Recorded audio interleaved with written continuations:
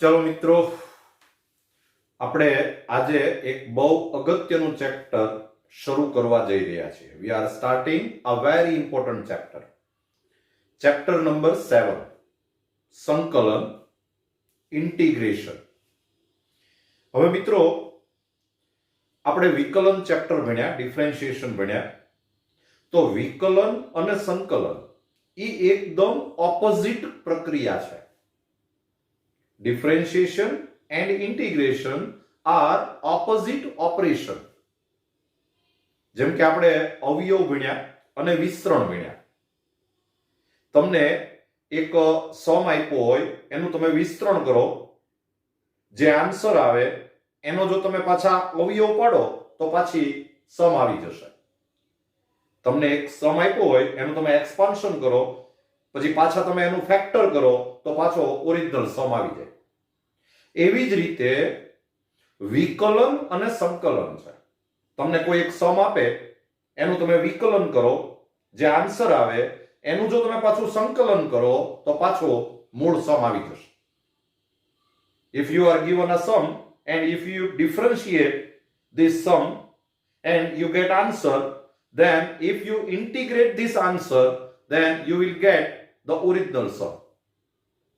તો એકદમ ઓપોઝિટ પ્રક્રિયાઓ છે. તો આપણે એની થોડીક સાદી સમજૂતી લઈએ. જો સપોઝ તમને એમ દેવામાં આવે કે d/dx of capital F of x is equal to small f of x. Suppose d/dx of capital F of x is equal to small f of x. તો આને બોલાય એમ કે આ f of x નું x ને સાપેક્ષ વિકલિત small f of x છે. Differentiation of capital F of x with respect to x is equal to small f of x. હવે આનું વિકલન જો આ થતું હોય તો આનું સંકલન આ થાય. If differentiation of capital F of x is small f of x, then integration of small f of x is equal to capital F of x. આનું વિકલન આ થાય એના માટેનો આ સંકેત છે. Differentiation of capital F of x is equal to small f of x.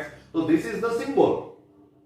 હવે તમારે એમ કહેવું હોય કે આનું સંકલન આ થાય, આનું ઇન્ટિગ્રેશન આ થાય, તો એને માટેનો સિમ્બોલ આમ યુઝ થાય છે કે integration small f of x dx is equal to capital F of x.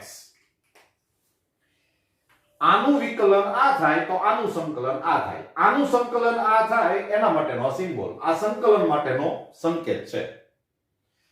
આનો મતલબ એમ થયો કે integration of f of x with respect to x is equal to capital F of x.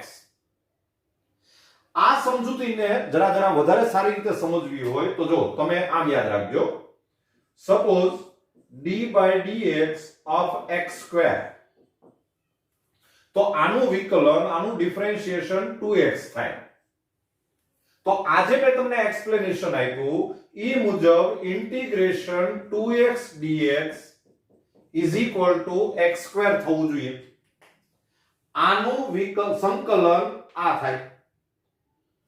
હવે d/dx of x square plus 1 હોય તો આનું વિકલન થાય 2x, આનું ડિફરન્શિએશન થાય 2x. તો આ સમજૂતી પ્રમાણે integration 2x dx is equal to x square plus 1. હજી વધારે d/dx of x square plus 2 is equal to 2x.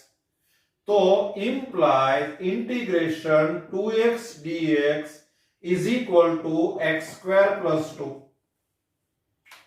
તો મિત્રો, તમને એક નાનકડી વાત ધ્યાનમાં આવતી હશે કે હવે તમને ડાયરેક્ટ સપોઝ 2x નું સંકલન પૂછ્યું. If you are asked integration of 2x, તો એનો આન્સર આપણે શું લખવો? x square લખવો કે x square plus 1 લખવું કે x square plus 2 લખવું?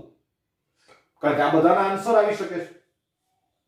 તો આ પ્રોબ્લેમ સોલ્વ કરવા માટે આપણે આવી ટેવ પાડવાની કે હવે જો તમને ઇન્ટિગ્રેશન 2x dx પૂછે તો તમારે આન્સર આપવાનો x² + c. આ c એટલે ગમે ઈ કોન્સ્ટન્ટ હોઈ શકે. c એટલે 0 હોઈ શકે, 1 હોઈ શકે, 2 હોઈ શકે, કોઈ પણ કોન્સ્ટન્ટ આવી શકે. એટલે હવે તમારે વ્યાપક રીતે આવું યાદ રાખવાનું કે integration f of x dx is equal to capital F of x પણ પ્લસ c કરવા. આ તમારે એક જનરલ યાદ રાખવાનું કે હવેથી તમે જ્યારે પણ સ્મોલ f of x નું સંકલન કેપિટલ f of x થતું હોય તો પ્લસ c તો કરવાનું છે. આ c જે છે ઈ કોન્સ્ટન્ટ છે, અચળ છે. એટલે હવે આપણે જ્યારે જ્યારે સંકલન કરશું ત્યારે અહીંયા પાછળ c તો લખશું જ. અને એટલા માટે આ જે સંકલન છે એને અનિયત સંકલન કહેવાય. અનિયતનો મતલબ થાય અનિશ્ચિત. આ ચલ તો આ જ આવે પણ પાછળ ગમે એ સંખ્યા અચળ આવી શકે. ઇનડિફાઇનાઇટ ઇન્ટિગ્રેશન. રાઈટ? ચલો મિત્રો, હવે આ ચેપ્ટર જે છે એ ખૂબ ઝડપી ચેપ્ટર છે. આની પછી મારે તમને ડાયરેક્ટ હવે સ્ટાન્ડર્ડ ફોર્મ જ લખાવવાના છે, પ્રમાણિત રૂપો લખાવવાના છે. અને પ્રમાણિત રૂપની અંદર આપણે ડાયરેક્ટ આ જ વસ્તુનો ઉપયોગ કરવાનો છે. એની કોઈ સાબિતી નથી. સાબિતી આપવી એટલે વિકલન કરીને મૂળ આન્સર લાવી દેવાનો. તો આપણે પ્રમાણિત રૂપ કેવી રીતે લખશું એ હું તમને સમજાવું. જો આપણે આવું ભણેલા છીએ કે d/dx of sin x, તો sin x નું વિકલન ડિફરન્શિએશન cos x થાય. તો હું તમને સ્ટાન્ડર્ડ ફોર્મમાં આવું લખાવીશ કે integration cos x dx is equal to sin x plus c. આનું વિકલન આ થાય તો આનું સંકલન આ થાય, પણ પ્લસ c પાછળ લખવા. આપણે આવું ભણ્યા છીએ કે d/dx of cos x, તો cos x નું વિકલન -sin x થાય.